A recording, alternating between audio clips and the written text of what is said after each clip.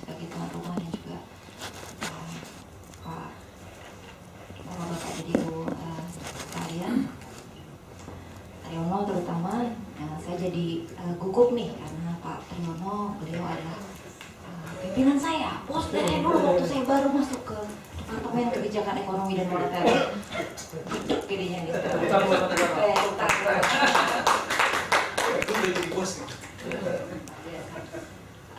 Begini Bapak Ibu sekalian, kami sangat terima kasih bisa hadir pagi ini dalam forum kajian pembangunan sebagai wujud dari terima kasih kami dari divisi asesmen ekonomi regional tidak sendiri, tidak saya saja, tetapi saya juga membawa rombongan Pak. Jadi kalau ada pertanyaan silakan ditanyakan langsung kepada teman-teman. Ini di sana ada Andri, di belakang ada Mas Andri, ada Mbak Nurul, Mbak Deva, komplit kita bawa Pak ke sini. Jadi kita pastikan diskusinya berjalan dengan baik. Ada Mas Max juga di sana dan juga ada komisaris dari tempat kami Pak. Komisarisnya itu di sana Pak Ridwan di belakang. Baik Pak, untuk tidak berpanjang waktu, barangkali kami langsung mulai saja.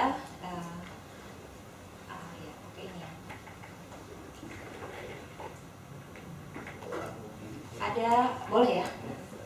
Jadi kalau maaf ya Pak, saya berdiri aja Pak biar lebih kelihatan. Kami pemaparan sekitar 30 menit, tadi sudah foto 5 menit buat HRG.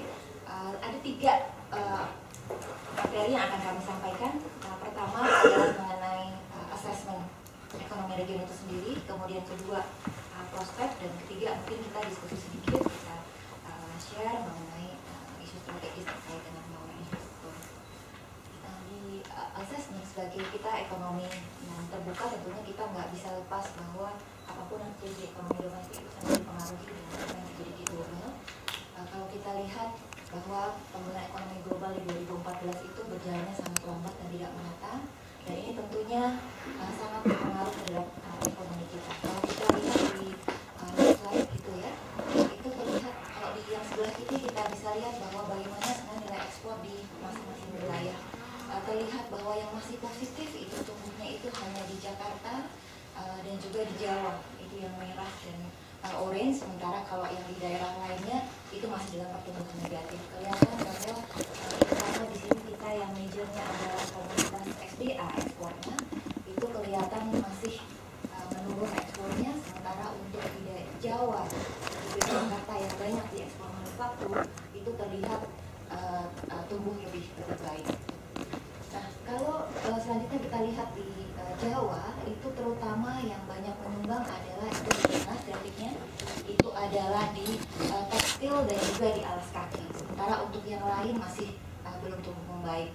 Nah, sementara untuk SDA itu kelihatan semua di grafik yang bawah, semua gambarnya mengarah ke selatan ya, gambarnya semua pertumbuhannya terus melambat. Baik, hanya di tembaga barangkali di Kalimantan Indonesia masih cukup baik. Nah, berikutnya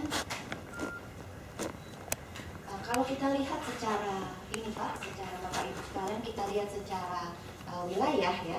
Jadi di triwulan 4 secara nasional PDB-nya tumbuh 5,01, memang lebih tinggi daripada triwulan 3 yang hanya 4,9. Namun demikian kalau kita lihat pemulihan yang dihadapi itu tidak terjadi di tempat yang sama, ada disparitas di antara wilayah. Kita lihat dari sebelah kiri itu Sumatera, itu warnanya bervariasi. Jadi di sini warna-warni menunjukkan tingkat daripada pertumbuhannya. Jadi itu yang kuning, dia kuning cerah sekali, itu di kurang dari 4%, agak muda sedikit, dia antara 4 sampai 5 gitu ya. Kemudian di atasnya hijau tuh wilayah aman. Nah, yang merah-merah ini adalah yang dia mengalami kontraksi pertumbuhan. Nah, kalau kita lihat di sini di Sumatera sendiri, indikasi perbaikannya itu hanya ada di beberapa wilayah, ada di Jambi, ada di Sumatera Selatan, sementara lainnya Riau. Ini terkait dengan minyak yang sudah Arum sudah berhenti beroperasi, sehingga itu juga memengaruhi pertumbuhan ekonomi di Riau. Di Sumatera Utara juga demikian, terkait dengan karet ya, dan juga dengan CPO di sana. Aceh juga demikian. Di Kalimantan ini ada dari 4 daerah daerah yang ada di Kalimantan itu 3 diantaranya itu tumbuh rendah ya, di bawah 5%. Hanya Kalimantan Tengah yang menjadi motor dari pertumbuhan di Kalimantan, dan itu pun juga konteksnya karena di Kalimantan Tengah itu dengan pembangunan smelter sebenarnya. Nah, kalau kita lihat di tengah, di Sulawesi, disinilah Sulawesi dia cukup menjadi istilahnya menjadi buffer ya, penopang bagi pertumbuhan di kawasan timur yang sebagian besar memang warnanya kuning dan merah di Papua dan di Papua Barat. Nah, kalau kita lihat di Jawa sendiri sebenarnya masih cukup baik, kecuali di DIY. Nah, di antara seluruh Jawa hanya DIY yang tampaknya tumbuhnya rendah. Nah, kami di Bank Indonesia, ini banyak kan dari BI kan ya, tapi mungkin buat yang di luar dari Bank Indonesia, kami melakukan asesmen kedaerahan itu merupakan bagian dari proses perusahaan kebijakan moneter. Jadi kalau boleh saya mundur sedikit, proses ini kami lakukan seminggu sebelum pelaksanaan rapat Dewan Gubernur, sehingga kami bisa mendapatkan masukan yang lebih solid, nggak cuma secara nasional tapi secara lebih solid di daerah-daerah itu kondisinya seperti apa, kemudian disinilah menjadi input bagi kami dalam melakukan perumusan kebijakan moneter. Oleh karena itu, kenapa secara rutin kami lakukan ini, namanya Board Minat Kajian Ekonomi dan Keuangan Regional, itu dilakukan setiap 3 bulan sekali setelah PDB-nya keluar. Setelah kemudian berkumpul, kita ada masukan seminggu kemudian ya, dalam RDG yang akan datang ini akan menjadi salah satu input di sana. Nah, kami membedakan wilayah-wilayah tadi menjadi 4 besaran. Jadi yang di Sumatera, kemudian yang di Jawa, ada Jakarta keluar sendiri, tapi pada waktunya di Jakarta akan masuk ke Jawa, ini lebih karena masalah administratif. Kemudian Kalimantan terpisah, dan Sulampua dan Bali Nusa itu sebagian sebelah kanan kawasan timur itu kami satukan asesmennya menjadi satu. Itu cara kami melihat. Mungkin nanti kalau di beberapa next slide mungkin saya kemudian bilangnya wilayah, yang kami maksudkan adalah 4 wilayah tadi.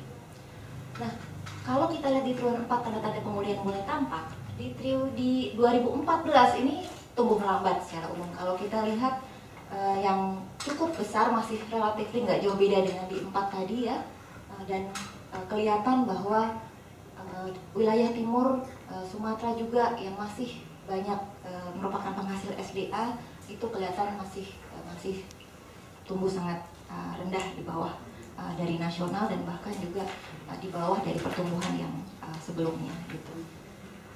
Kalau kita lihat di Sulampua dan di Bali Nusa, kalau kita lihat di sini sebenarnya Sulawesi masih cukup tumbuh cukup baik ya, karena memang sektor pertanian juga ada konstruksi dan ada industri pengolahan yang cukup baik di Sulawesi. Namun demikian memang karena kalau di Kalimantan memang karena di sini Kaltim ini banyak, di situ adalah batu bara dan juga minyak ya, dengan kondisi harga yang kurang baik yang menurun, maka ekspornya di sana juga mengalami perlambatan. Tapi di Papua kita paham betul ada juga yang terkait dengan undang-undang minerba, dan juga ada beberapa insiden di Papua terkait dengan kecelakaan kerja dan sebagainya, sehingga tidak mampu dilakukan produksi dan juga ekspor. Nah, ini dari sisi PDB. Kemudian kita masuk ke kredit. Sejalan dengan ekonomi nasional yang memang mulai pulih gitu ya, laju perlambatan kreditnya kelihatan mulai melambat, tidak terlalu menukik seperti sebelumnya, tidak terlalu kelihatan seperti sebelumnya. Jadi kalau di sini Jakarta itu masih jauh sekali turun, tapi kemudian di Jawa sudah tidak melambat seperti sebelumnya. Begitu juga dengan di Sulampua, Bali Nusa sudah menunjukkan peningkatan. Nah, mungkin yang menjadi isu adalah bahwa pelambatan pertumbuhan kredit tadi secara umum gitu ya, itu diikuti oleh juga kenaikan dari NPL, meskipun secara umum masih di bawah 5%. Namun demikian tren kenaikannya khususnya untuk di Kalimantan, ini di sektor-sektor yang pertambangan, kemudian di Sulampua, Bali Nusa, kemudian di Sumatera, ini juga terlihat trennya berlanjut terus gitu ya, kenaikan NPL-nya. Kemudian kalau kita masuk ke inflasi daerah, kita masuk ke 2014 dulu sebelum kita lihat yang current condition-nya. Di nasional inflasinya 8,36, sedikit lebih rendah dari tahun sebelumnya 8,34. Dan hampir semua kalau kita lihat ini dari saat terendahnya di sini kemudian melonjak. Ini semua kita tahu karena kenaikan BBM ya. Itu efeknya, impactnya hampir merata di semua wilayah gitu ya. Nah, namun demikian kenaikan terbesar kelihatan impactnya di Jakarta, Sumatera dan juga Jawa. Ini kelihatan bahwa masing-masing wilayah tersebut memiliki karakteristik yang khusus. Nanti kita masuk lebih lanjut. Nah, ini adalah kalau kita lihat tadi baru per wilayah tadi ya. Nah, sekarang kita masuk ke provinsinya. Terlihat bahwa ada beberapa daerah yang memang memiliki karakteristik yang berbeda dengan daerah yang lainnya sesama pulau ya. Ini kita lihat di Sumatera, di sini ada Sumbar, ada Bengkulu yang sejak 2 tahun terakhir inflasinya selalu berada di atas nasional. Di Jakarta dan Jawa itu ada Banten, gitu. Jakarta sendiri baru di 2014 dia melampaui nasional, sementara Jabar malah turun, gitu ya. Kalau di Kalimantan ini terutama di Kalimantan Barat, gitu ya, yang justru dia meningkat dari 2013. Sementara kalau di Sulampua, Bali Nusra ada beberapa wilayah, ada Sulut, ada Sulteng, ada Maluku Utara dan juga Papua. Nah, memang kalau kita lihat selain karena permasalahan administered price, juga ada gejolak di harga pangan yang berpengaruh terhadap inflasi ini secara umum, yaitu kenaikan dari aneka cabai ya, bukan cabai-cabean loh ya, tapi aneka cabai. Nah, yang perlu menjadi perhatian memang ada beberapa wilayah yang perilakunya tidak sama dengan sebelumnya. Mungkin ini peran berikutnya nanti dari tim pengendalian inflasi daerah dibutuhkan untuk mitigasi ini. Nah, kemudian kita lihat petanya gitu ya. Petanya kalau tadi di PDB masih ada yang hijau, ada yang kuning gitu ya. Kalau di 2014 di Desember untuk inflasi hampir semuanya merona merah warnanya. Ya, dengan yang tertinggi itu terutama di sini tadi yang kelihatan di sebelumnya ya, di Sumbar gitu. Di daerah sini yang gelap warnanya juga di beberapa daerah yang lain. Jadi kalau kita lihat di NTT ya, jadi ada yang di atas 3% untuk secara mantumannya gitu, ada di Papua, di Gorontalo, Sulawesi Utara, di NTT, Sulawesi Tenggara gitu ya. Nah, kalau kita secara keseluruhan realisasinya berada di Jakarta dan wilayah Sulampua, Bali Nusra. Nah, sekarang di yang terkini bagaimana kondisinya?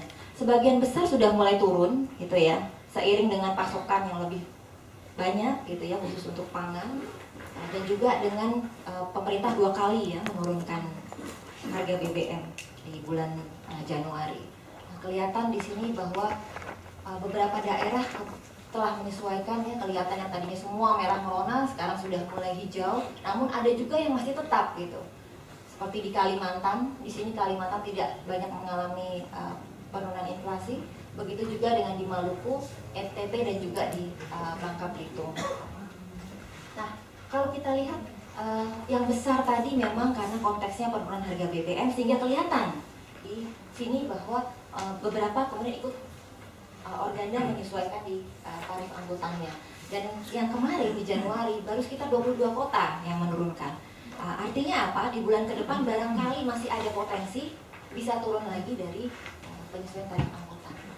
Namun ini satu hal yang mungkin menjadi catatan bahwa pada saat kemarin kita atau pemerintah menaikkan BBM gitu ya, terlihat bahwa dari kota sampel yang kita ambil ada sekitar kenaikannya itu sekitar 29% gitu. Tetapi penurunan tarifnya itu hanya sekitar 7,8%. Mungkin ke depan bisa jadi pertimbangan juga ya, dengan downward liquidity ini perlu dipertimbangkan sebenarnya tidak saja timing daripada polisinya, tapi begitu polisinya sudah dilakukan, kemudian apa yang harus dilakukan sehingga bisa dilakukan penyesuaian yang lebih berimbang.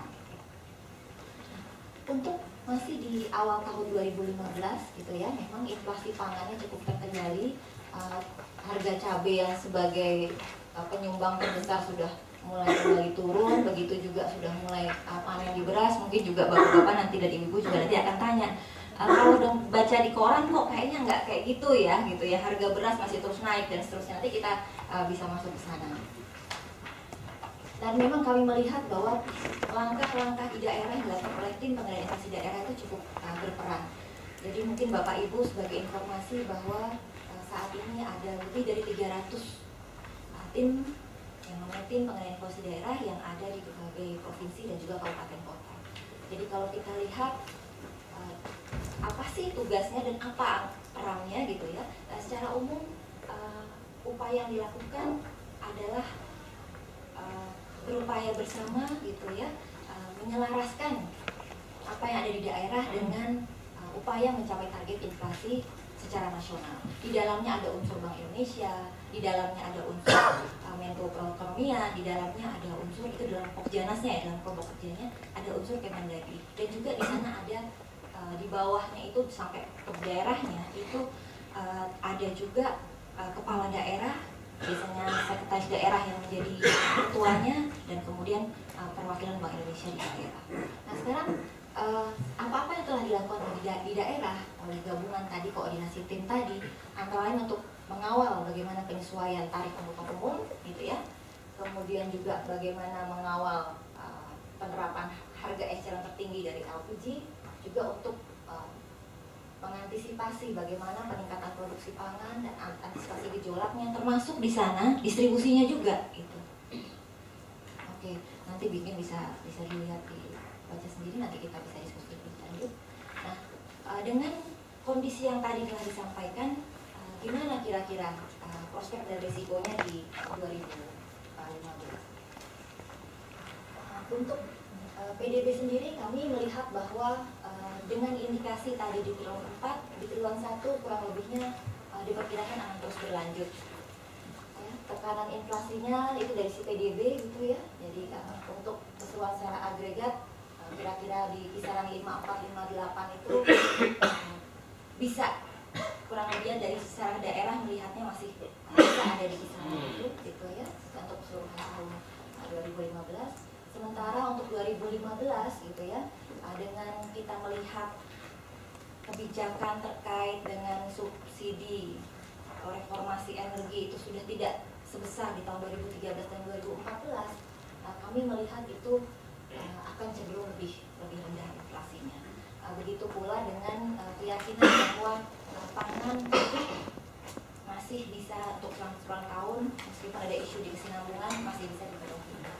Jadi kami juga melihat itu masih sejalan dengan kisaran sasaran inflasi nasional sekitar 4 atau 5%. Kalau kita lihat arahnya sendiri di triwulan 1 2015 untuk masing-masing wilayah yang disampaikan, secara umum nanti yang akan membawa menjadi motor adalah Sumatera dan juga wilayah timur gitu ya. Kalau di timur itu baik nanti konsumsi rumah tangga, konsumsi pemerintah, juga ekspor dan juga impornya itu juga diharapkan menjadi pendukung gitu ya. Sementara kalau di sisi yang lain di Jawa relatif stabil gitu ya, di Kalimantan sementara ini masih belum ya, sebagian mungkin nanti besarnya ada di investasi karena terkait juga masih berlanjut pembangunan smelter dan sudah beroperasi.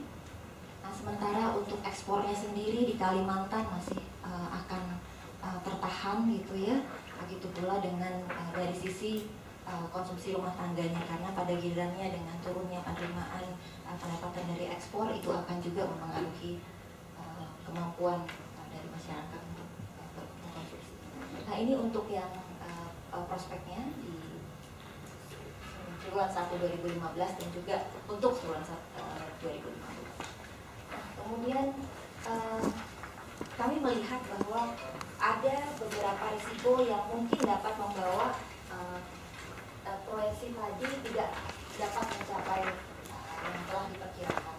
Jadi kalau kita lihat bahwa ekonomi global yang melambat tadi itu juga masih akan berlanjut ke 2015. Nah ini juga akan sangat berpengaruh kepada kinerja ekspor daerah. Di tabel ini cerita mengenai beberapa harga, beberapa komoditas gitu ya, yang merupakan ekspor utama kita di SDA. Dan kami melihat ini kalau yang merah-merah ini kecenderungannya dibanding yang hijau-hijau lebih banyak yang merahnya di sini. Nah untuk di merah ini tandanya ada dia lebih rendah daripada sebelum. Kalau kita lihat di 2015 itu pun yang negatifnya juga masih cukup besar ya, tembaga, batu bara, kemudian juga di situ ada palm oil, dan masih lagi kemudian di timah juga masih negatif, dan juga di kopi yang sebelumnya cukup positif ya, walaupun melambat, tapi sekarang justru menjadi negatif gitu. Nah, itu yang pertama terkait dengan harga komoditas global yang menurun. Kemudian selanjutnya downside risk-nya adalah kami melihat bahwa peran pemerintah daerah gitu ya dalam mengakselerasi pertumbuhan di daerah itu belum cukup optimal. Kita melihat bahwa dari penyerapan anggaran daerah masih rendah gitu ya, belum menunjukkan perbaikan berarti pada 2014.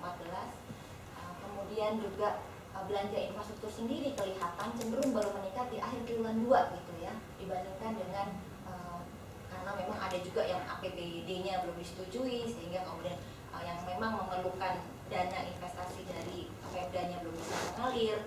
Kemudian yang dari pusat sendiri juga belum tentu juga bisa langsung setelah ada persetujuan pembebanan anggaran kemudian bisa dilaksanakan. Sehingga kami melihat bahwa baik dari sisi pusat maupun daerah dalam upaya mendukung pembiayaan ekonomi itu kemungkinan besar belum bisa cukup besar dorongannya di semester yang pertama.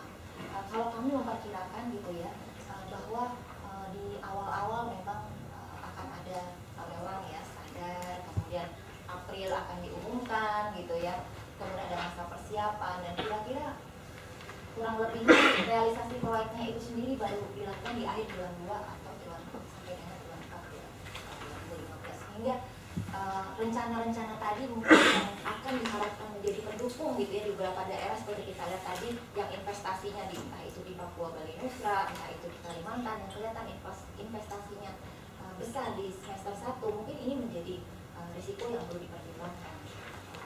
Nah, kemudian ada juga isu yang kami lihat masih soal fiskal gitu ya, bagaimana upaya untuk mengoptimalkan PAD ya, kelihatan bahwa dari sisi penerimaan sebenarnya kalau kamu bicara mengenai penerimaan itu juga masih kemampuan daerah menggali pembiayaan itu juga masih rendah, sementara kalau lihat pembelanjaannya sendiri masih banyak yang belum dialirkan secara optimal. Kelihatan dari ini kita coba ambil dari penetapan dana pribadi untuk perbankan gitu ya, kelihatan bahwa ini jumlahnya tidak turun secara signifikan, bahkan beberapa justru naik gitu ya, di Jawa naik besar sekali, di KPI juga naik besar sekali. Ada hal lain juga yang mungkin ini sifatnya lebih kepada tata kelola, governance. Sebenarnya dari si pemerintah pusat sudah berupaya ya melihat kembali bagaimana Undang-Undang 23 tentang pemerintah daerah itu, bagaimana kemudian agar daerah lebih bisa mengelola baik itu anggaran maupun juga mengelola infrastruktur di daerahnya gitu ya, dalam konteks di sini ada fisik maupun non fisik gitu. Nah, berbagai ketentuan yang sebenarnya setelah keluar itu memungkinkan ada suatu proses yang hubungan yang lebih baik gitu ya, lebih menyapa antara pusat dengan daerah gitu. Misalnya saya ambil satu aja, misalnya terkait dengan garis akuntabilitas gitu ya. Sebenarnya pemerintah pusat itu berdasarkan dengan undang-undang Pemda ini bisa memberikan sanksi gitu ya, sanksi pemberhentian kepada kepala daerah. Tapi ini mungkin menjadi isu karena PP-nya belum ada gitu ya. Walaupun undang-undangnya sudah ada, kemudian pelaksanaannya seperti apa gitu. Nanti kita lihat. Kemudian ada juga misalnya untuk deadline APBD. Ternyata juga kalau deadline-nya dilanggar, kepala daerah tuh kena sanksi gitu. Ada hak pemotongan hak tunjangan, gaji dan lain sebagainya. Sementara kalau dari sisi inflasi ya, inflasi menurut hemat kami masih bisa cukup rendah ya, ada tekanan untuk bisa lebih ke bawah karena memang indikator konsumsinya secara umum masih cukup rendah ya, lebih rendah dibandingkan dengan kondisi rata-rata 4 tahun terakhir. Begitu juga dengan produksi pangan gitu. Secara keseluruhan tahun 2015 produksi pangan itu akan kami perkirakan akan meningkat. Ini juga terlihat dari komitmen dari Kementan yang cukup besar ya untuk mencapai target-target swasembada. Jadi kalau dalam 3 tahun itu istilahnya PJK ya, padi, kedelai, jagung, itu mereka fokus supaya kita bisa swasembada. Nah, kenaikan pangannya nggak cuma nanti diharapkan di sini konteksnya beras, itu nggak cuma di daerah Jawa, tapi juga ada fokus di luar Jawa. Nah, selanjutnya, sebelumnya, jadi kalau kita lihat secara keseluruhan tahun, siklus produksi masih sekitar 6,2 juta ton gitu untuk keseluruhan tahun. Nah, ini yang tadi saya sampaikan bahwa pemerintah melalui Kementan itu sudah menerbitkan beberapa aturan gitu ya, baik untuk bagaimana pengadaan dari sarana produksi pertaniannya, sarana produksi padinya, itu ada benih, ada kemudian pupuk, juga ada alokasi DAK, ada juga APBN, ada juga pencanangan swasembada tadi, kemudian ada realokasi untuk pembangunan infrastruktur pangan, ada waduk dan seterusnya gitu ya, sehingga ada cukup banyak upaya-upaya yang ditempuh untuk memastikan gitu ya bahwa produksi pangannya aman. Namun demikian yang menjadi risiko ini mungkin yang terjadi akhir-akhir ini. Ini konteksnya adalah kesinambungannya kita bicara. Jadi untuk beberapa komoditas gitu ya, ada waktu-waktu di mana karena memang kita bicara stok tadi, kita bicara bahwa kita juga belum punya sistem logistik yang cukup memadai, sehingga pada waktu panen harganya murah sekali gitu ya. Pada saat kemudian paceklik nggak panen, harganya juga luar biasa. Nah, kalau di sini beberapa daerah mencatatkan gitu ya, bahwa beberapa komoditas di beberapa waktu tertentu itu kemungkinan ada risiko ke atas.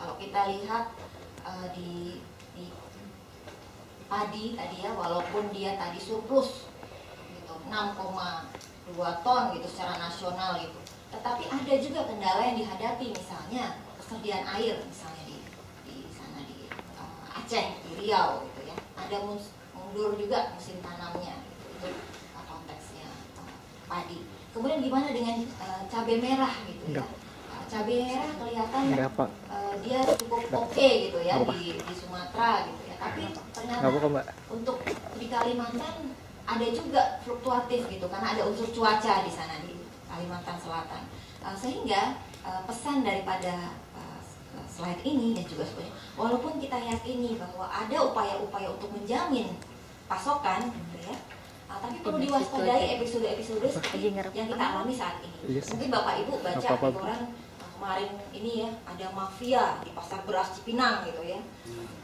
Kemudian harga beras naik sampai 30%. Kenapa? Padahal kalau kita tadi lihat pemasaran memang mestinya mencukupi gitu.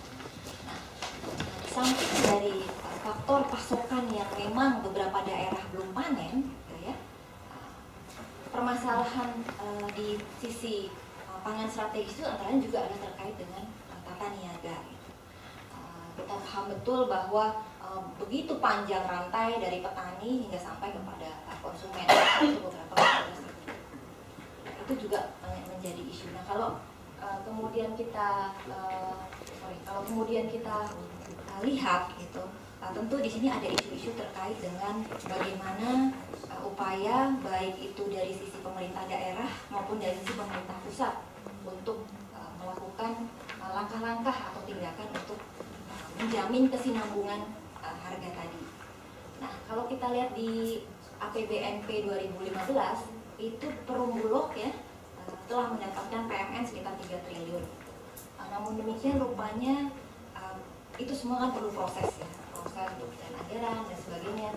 Bahkan untuk melakukan pembelian dan selanjutnya itu juga belum bisa dilakukan, sehingga memang di tengah kondisi di mana stok terbatas gitu ya, karena panennya belum mengalir, peran tersebut belum bisa sepenuhnya dijalankan. Tapi mungkin Bapak Ibu nanti apa udah ada di koran saya nggak tahu, tapi yang jelas pemerintah sudah komit gitu ya, kalau melihat harga beras yang naik cukup tinggi di berbagai kota tadi, bahwa Bulog akan melakukan operasi pasar dalam waktu dekat. Mungkin itu informasinya yang terkait dengan prospek baik itu dari PDB maupun dari sisi inflasi. Nah, ini mungkin sedikit aja Bapak Ibu, kami mau share sedikit gitu ya mengenai kita bisa bilang bahwa ini sesuatu yang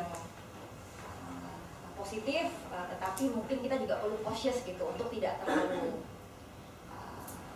optimis juga gitu ya, dengan tadi melihat bahwa realisasinya mungkin belum kita pantau bersama. Hal yang unik dari APBNP kali ini adalah ada beberapa realokasi belanja prioritas gitu untuk sektor-sektor unggulan yang sesuai dengan nawacita. Kalau kita lihat di situ ada bicara pangan, bicara maritim, pariwisata, kita bicara mengenai pengurangan kesenjangan, bicara mengenai konektivitas gitu ya. Bisa juga bicara mengenai bagaimana dalam upaya meningkatkan mengurangi kesenjangan. Tadi juga ada transfer ke desa atau dana desa yang lebih banyak dan juga yang lainnya. Ini kami masih pakai data RAPBNP ya, menggunakan yang sudah diketok. Jadi kelihatan bahwa upaya-upaya untuk alokasi pada program-program prioritas itu cukup besar gitu, dari dana mengalihkan subsidi APBN. Nah, kalau kita lihat selanjutnya, belanja prioritas itu memang langsung dijatuhkan kepada beberapa kementerian. Tadi misalnya kita bicara kementerian PU ya, terkait dengan irigasi, waduk gitu ya, kemudian perhubungan untuk bicara konektivitas, bicara jalan, kemudian bicara pelabuhan, pertanian ini yang tadi terkait dengan kedaulatan pangan, kemudian juga di KKP ini untuk juga baik itu membangun teknopark ataupun memberdayakan nelayan-nelayan. Sementara di perindustrian sendiri juga konteksnya untuk bagaimana proses hilirisasi itu menjadi terintegrasi. Jadi dari produksi itu bisa kemudian tidak apa adanya ke konsumen, tapi atau bahkan ke produsen yang di tengah ya, di jalur, tapi kemudian bisa diolah untuk menjadi produk lebih bernilai tambah. Selanjutnya ini juga ada penambahan di DAK dan juga dana desa. Kelihatan bahwa DAK pendukung itu memang juga larinya balik-balik lagi ke irigasi pertanian, transportasi, sarana perdagangan, dan kesehatan. Jadi memang kelihatan sekali, besar sekali gitu ya, upaya atau effort ya ini di dana desa itu juga untuk infrastruktur ya, baik itu untuk yang konteksnya adalah jalan, sarana prasarana yang sifatnya kemudian fisik, dan juga untuk bicara mengenai taman bacaan. Bahkan ini sudah sedemikian komprehensifnya dialokasikan. Nah, ini kami mau menyampaikan bahwa dari tadi berbagai alokasi tadi gitu ya, ada beberapa fokus di beberapa daerah. Nah, ini pada gilirannya kalau kita lihat apabila itu dilaksanakan gitu, ini akan menjadi upside risk ya, jadi positif bagi proyeksi yang kami sampaikan tadi apabila ini bisa dilakukan dengan sesuai dengan jadwal. Jadi kalau kita lihat di sini di Sumatera, Kalimantan, Jawa, Bali, Sulawesi, hampir semua wilayah itu akan dibangunkan. Dengan masalah waktunya kapan, kemudian tender dan sebagainya, ini mungkin nanti menjadi isunya di lapangan. Tapi dari sisi perencanaan, setidaknya ini ada sebuah angin segar gitu dari pemerintahan kita kali ini. Nah, begitu juga dengan kalau kita ngomongin sarana konektivitas udara, bicara mengenai bagaimana bandara, pembangunan bandara, dan juga kawasan ekonomi eksklusif yang lainnya. Jadi Bapak Ibu kalau sudah punya bahannya, monggo bisa dilihat gitu ya. Dan yang terkait dengan ketersediaan energi ya, terutama untuk Kalimantan ini, karena memang Kalimantan ini elektrifikasi yang paling rendah gitu ya. Kita lihat bahwa memang upaya-upaya untuk membangun dengan pembangkit listrik yang berbiaya lebih murah gitu ya, karena di Kalimantan itu sebagian besar ya, 66% itu menggunakan diesel yang mahal ya, sehingga lebih mahal daripada di Jawa. Rasio elektrifikasinya juga kecil sekali per kapitanya gitu, sekitar 300-an, sementara di Jawa itu sekitar 600-an. Sehingga kita sambut baik tentunya ya, kelak justru akan digunakan nanti uap sebagai upaya untuk meningkatkan kelistrikan di 2015. Karena memang di Kalimantan sendiri selain tadi yang tambang gitu ya, upaya untuk mengolah hasil tadi sehingga menjadi parentia intermediate goods itu akan memberikan nilai tambah yang luar biasa besar ketimbang hanya gali tanah kemudian ambil kemudian diekspor. Oke, next. Kemudian juga di sana kemudian pertanian, ini waduk yang sedianya akan dibangun di 2015, ada 49 total gitu, tetapi hanya 13 waduk untuk yang di episode sekarang. namun demikian seperti tadi juga kami sampaikan sebelumnya gitu ya, kita bicara di sini sebagai penutup gitu ya. Yang menjadi isu tentunya bagi policy maker dalam konteks ini adalah Bank Indonesia adalah salah satunya bagaimana nanti upaya-upaya pembangunan tadi bisa dipenuhi dari domestik. Selama ini mungkin untuk semen bisa dipenuhi, tapi untuk besi baja itu nampaknya kita perlu impor. Dan pada saat kita bicara impor gitu ya, dengan kondisi transaksi berjalan kita yang belum cukup baik dan masih terus defisit sejak triwulan 4 2013, tidak bisa kita kemudian tidak mewaspadai hal ini. Kita perlu khawatir, ya. Kita perlu khawatir terhadap hal ini. Bukan berarti kemudian proyek infrastruktur atau pembangunan tidak jalan, tetapi kemudian bagaimana kemudian proses pengadaannya tadi dan seterusnya, sehingga pada giliran tidak memberikan tekanan yang berlebihan kepada rakyat pembayaran. Kemudian kalau dari sisi governance gitu ya, ini terkait tentunya dengan aliran yang sedemikian besar tadi. Ibaratnya yang sebelumnya nggak biasa mengelola dana, gitu, tiba-tiba dapat uang sedemikian besar gitu ya, tuh bagaimana pengelolaannya? Gitu. Rencana-rencana membangun BUMD desa atau yang lainnya itu seperti apa? Dan tentunya ini yang masalah klasik dihadapi oleh semua daerah gitu. Hanya beberapa daerah yang telah memiliki RT RW yang telah ditetapkan, yang lainnya belum, termasuk juga pengadaan lahan. Dan yang keempat itu terkait dengan sinkronisasi dan harmonisasi kebijakan pemerintah pusat dan daerah. Ini kita sering baca barangkali ya bahwa kemudian jalan desanya mungkin oke, tapi kemudian antar desa pemeliharaan dan perbaikan gitu. Ini masalah-masalah ini yang mudah-mudahan dengan hadirnya undang-undang Pemda yang baru, mudah-mudahan ini bisa dijembatani. Kemudian juga minimnya insentif dari Pemda terkait dengan investasi. Nah, kami melihat ada tantangannya, ada beberapa ya, baik dari sumber daya, ya, alokasi anggaran gitu, pendampingan di APBD, sumber daya manusianya dan juga teknologi, kemudian juga proses pengadaan dan juga proses birokrasi dan perizinan yang masih berbiaya tinggi. Kami melihat upaya pelayanan investasi satu pintu ya, PTSP yang secara nasional itu sudah sedemikian majunya dari sebelumnya gitu ya, dengan menempatkan beberapa liaison dari BKPM dan kementerian terkait di BKPM. Namun demikian di daerah juga sebenarnya isunya masih besar juga gitu ya, nggak cuma di nasional. Dan juga yang nggak dilupakan tentunya biayanya besar sekali. Kalau kita lihat secara keseluruhan itu sekitar 5.500 triliun keperluannya, di mana 200 triliunnya dibutuhkan di 2015, dan itu sebagian besar nanti separuhnya itu akan ada di pemerintah gitu ya, pemerintah pusat dan juga pemerintah daerah dan juga swasta.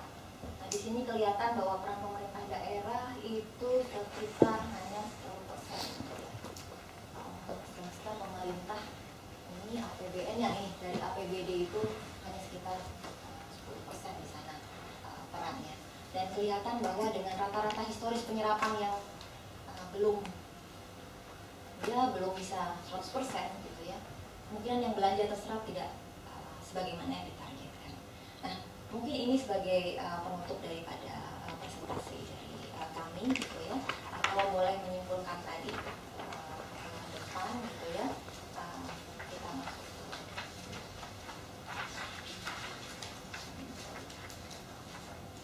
ya, kita lihat bahwa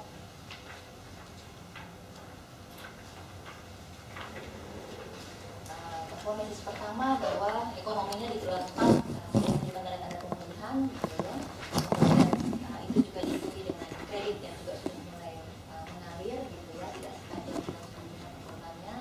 Kemudian inflasi nasionalnya juga sudah mulai mereda gitu ya, dengan pasca penurunan harga BBM. Nah, untuk 2015-nya kami memperkirakan bahwa pertumbuhannya masih akan meningkat gitu ya. Dari daerah informasinya ke nasional itu masih confirm gitu, yang kita perkirakan antara 5,4 sampai 5,8 untuk 2015 itu bisa tercermin juga di daerah-daerah. 2015-nya inflasinya masih turun cukup tajam, gitu ya. Berbagai risiko dan tantangan yang terkait dari global maupun domestik, dan juga tantangan yang harus kita deal dengan beberapa perubahan di tata kelola dan juga perubahan di rencana-rencana pemerintah ke depan.